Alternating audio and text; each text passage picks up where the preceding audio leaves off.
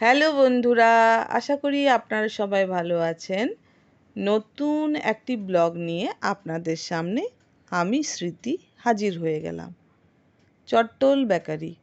চট্টল বেকারিটি স্কুলডাঙ্গার মোড়ে এই দোকানটি আছে।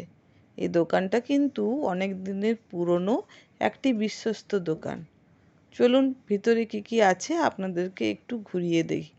বাঁকুড়ার সবাই কিন্তু এই বেকারির নাম জানে, কিন্তু যারা বাইরের তাদের জন্যই বিশেষ করে আমি এই ব্লগটি বানালাম। এই দোকানে আছে chicken roll, paneer roll, hot dog, burger, pizza. Tiffin টাইমে এখানে কিন্তু মোটামুটি চলে এলেই হয়ে যায়।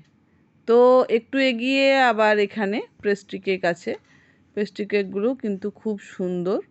আর এমনিতে যারা জন্মদিন বা বিবাহবার্ষিকী জন্য বড় কেকও বানানো হয়। তো এখানে কিন্তু ছোট ছোট পেস্ট্রি কেকগুলো আছে। আর কেকগুলো কিন্তু দেখতেও খুব সুন্দর আর রিজনেবল দাম আছে। মোটামুটি দামগুলো সব সামনেই লেখা আছে, 50 টাকা, 40 টাকা। তো এটা চকলেট কেক ছিল,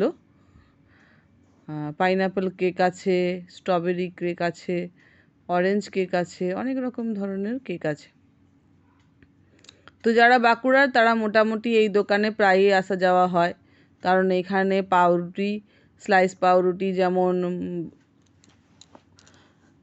পাওয়া যায়, তার সঙ্গে সঙ্গে ছোট কুকিজ বিস্কুটও পাওয়া যায়। এখানে কাপ কেকগুলো আছে, ফ্রুট কেক যাকে বলি আমরা, ফ্রুট কেকগুলো আছে খুব সুন্দরভাবে সাজানো। ব্রাউন ব্রেড এখানে পাওয়া যায়। আর এখানে আছে ডোনাট আছে, donut, strawberry donut, chocolate donut, নানা রকম আরও অনেক কিছুই আছে। তো এখানে যার জন্য চট্টল বেকারি স্পেশাল নানা রকম কেকের জন্য, সেটা আপনাদেরকে একটু ঘুরিয়ে দেখাই। এই দেখুন, এখানে যত রাজ্যের বার্থডে কেকগুলো বলছিলাম না, হ্যাপি বার্থডে কেক আছে। আর এখানে আপনার স্ট্রবেরি কেকও আছে, চকলেট কেক আছে, ভ্যানিলা কেক আছে, নানা রকম ফ্লেভারেরও কেক আছে। এখানে রোজ কেকটা খুব সুন্দর আমি দেখলাম, 350 টাকা, 380 টাকা, 150 টাকা, নানা রকম ধরনের রেঞ্জের কিন্তু ছোট ছোট কেক পাওয়া যায়, বড় সাইজেরও। যেরকম বলবেন সেরকম ওরা বানিয়েও দেয় আবার। আর আমার ছেলে তো এখানে ঠান্ডা কোল্ড ড্রিঙ্কস নিতেই ব্যস্ত।